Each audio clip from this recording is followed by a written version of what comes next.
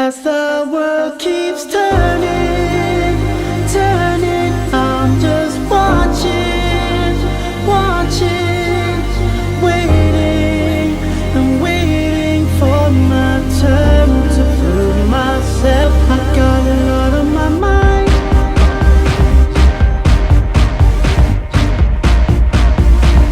I got a lot on my mind.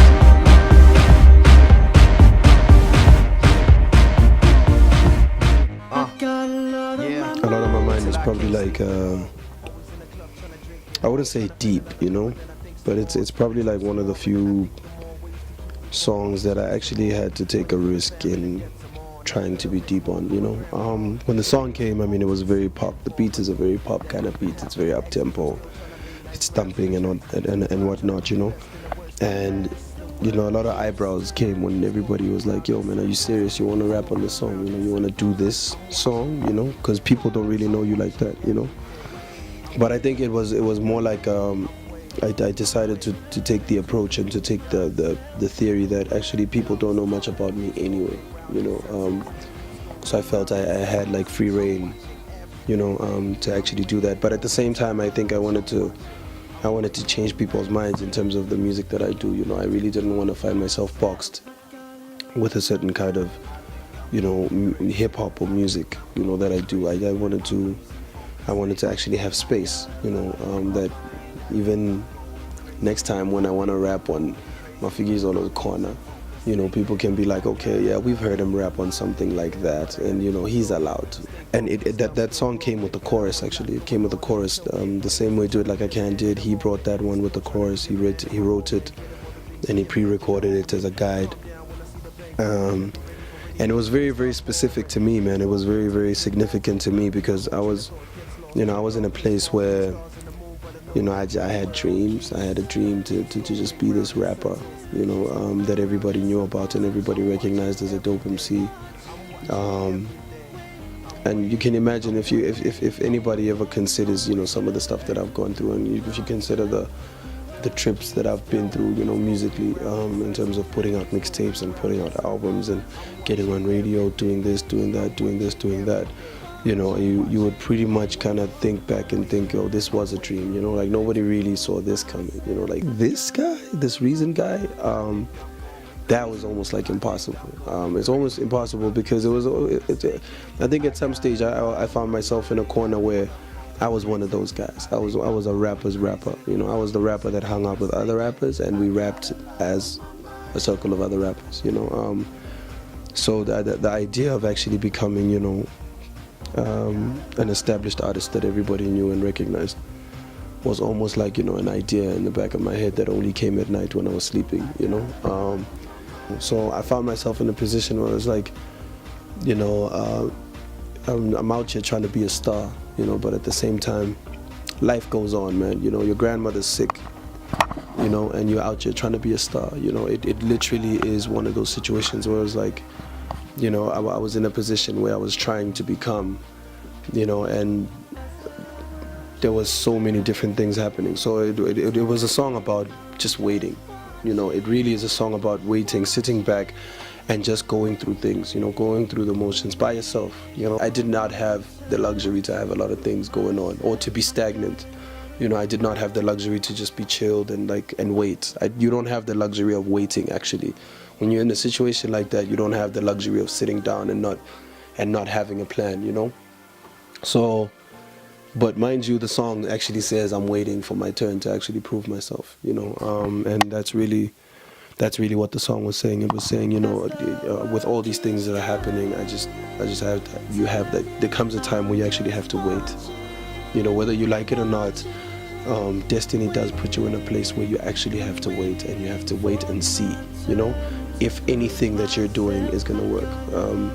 And we just decided to add a little bit of emotion towards it because we kind of felt like, you go from Zim dollar zeros, and then from Zim dollar zeros you're jumping into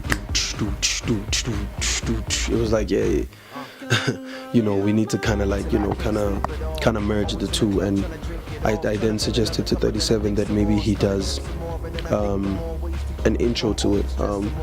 And the idea was really inspired by Kanye when he did All of the Lights. Because All of the Lights, when it starts, there's a little bit of like some playing and some instrumentation that plays and leads into the song. And I said, is it cool? Are you okay with us doing that? Not to necessarily bite that, but more to kind of like create a change from the one thought about, you know, politics, this, that, and the other, to another more personal frame of mind and another change, you know, another step up. You know, and we got Level in, which is really Dumi's suggestion. What the voice needed was a pop voice. So he ended up being the perfect voice for it. And yeah, I found out this weekend we were number 1 on 5FM. So it's like, God, we something, you know. So yeah, now you know when we recorded this actual interview, by the way.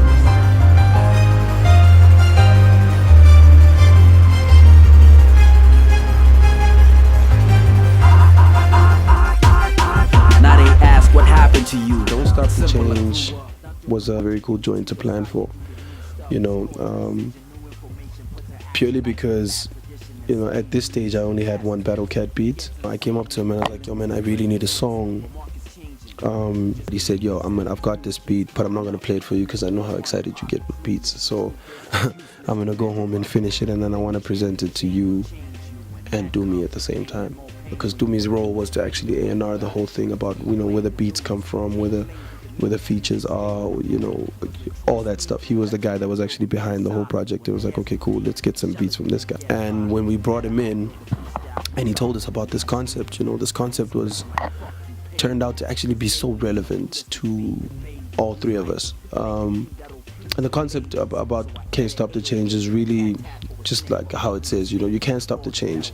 But like the whole point to that is there's so many different things that happen with music, monthly, weekly, daily, hourly, that kind of change what you used to know 6 years from now. You know, 6 years back, what used to be the hottest thing and what everybody used to like about music or hip hop back then has completely changed to now. And it was about, you know, if you look at a guy like Battle Cat, who comes from an era of optical illusion, you know, there was a time in Johannesburg where optical illusion was the best piece of work you could ever have in your system. You needed those guys in your collection, you know. And if you come to today, you know, those guys aren't those guys anymore. There's other guys as well, you know. The song originally for Battle Cat was about that. It was like, yo, you know, so they ask what happened to you. It's simple, I grew up not doing what you used to. It's how you do the new stuff, you know. It's called transition, new information put to action.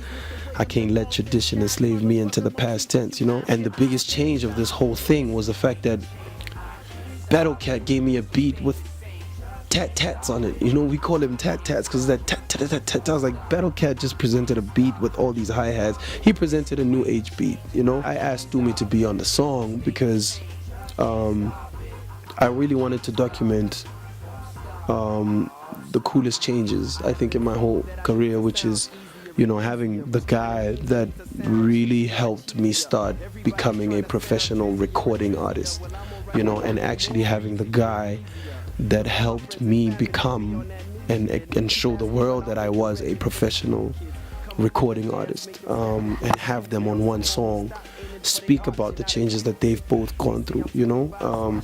The one guy, I mean, he's as a producer, he speaks about his changes as a producer, as an artist, as a musician, and Dumi is talking about his changes from being an artist to being, you know, having a record label and trying to make things happen, you know, and trying to push an artist. You know, being an artist, trying to push an artist is like, it cannot be the easiest thing. And how do you adjust to this thing, and how do you jump out of that thing and go back to being an artist, you know?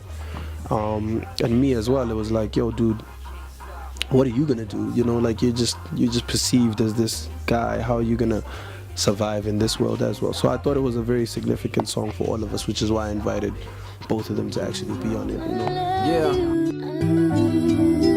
Yeah, I wanna love you. I wanna love you on the floor, love you on the couch, I love you on the walls and everywhere else. I Love You was a song I wrote after I had like had this huge fight with my girl, you know, a very, very, very huge fight,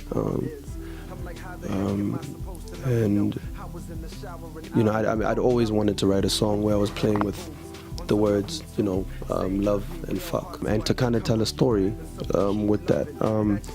And I happened to tell that story right after a very huge fight, you know, and it was really based on how, you know, things can be good the 1 minute and things can be bad the next, you know, and if you're just fucking, you know, and shit goes bad, shit goes bad, and nothing ever really works out, you know. And if you're really loving each other, you know, shit goes bad and shit gets better together, you know, like everybody gets back together, everything goes back to normal, you know, because, you know, the fact that you love each other doesn't mean that you cannot disagree or you cannot fight about things, but I think it represents the fact that you guys are unified by some sort of thing. I really wanted to write something that really wanted to bring that out, and playing with the word fuck and love was actually quite cool, especially because of the sample that Instro brought, because when he played that beat, I mean, it was that sample, it was Beyonce saying I love you, I love you, I love you, and I was like, wow, this is so dope. I can actually do this thing, I can actually play with that thought now, you know. He gave me an excuse to do it, and he gave it some time, and you know, he produced it to sound a certain way. Like I think Instro, what Instro actually tried to do was, he took an old Instro and he wanted to create a new Instro, you know. He was still fresh on the Pro Tools and he was still fresh on like this setup, so he was having fun. He was in here trying to be a mad scientist, you know, and part of that mad science was making a beat sound one way and changing it somewhere along the way. Like he does that on the album. That's his thing on the album, was creating moments that change the beat and make you think, wow, this beat could have sounded another way. And that's what he did with this one. He went for a typical 808 and snare kind of beat that you would hear, you know, and somewhere along the way when the story changes, the beat changes as well, and then it starts becoming the drums and it starts becoming live and it starts becoming a little bit more epic, you know. Yeah, but the whole intent was to actually change and not take away from the word love being used all the time, and not to make it sound boring. And Homeboy did best, you know. I can always trust Instro to actually do that, to take a typical thing and kind of like switch it up a little bit more and make you look at it another way, you know. Yeah, but I Love You was really, it's that is a true story, you know. That is a true story from beginning to end. Sorry to be graphic about the first verse. Even got the missus to come through and make a cameo, and that was really an attempt at being real, you know. Covers a multitude of sins. I think that's all we've done. And I just want to say I love you. Bye.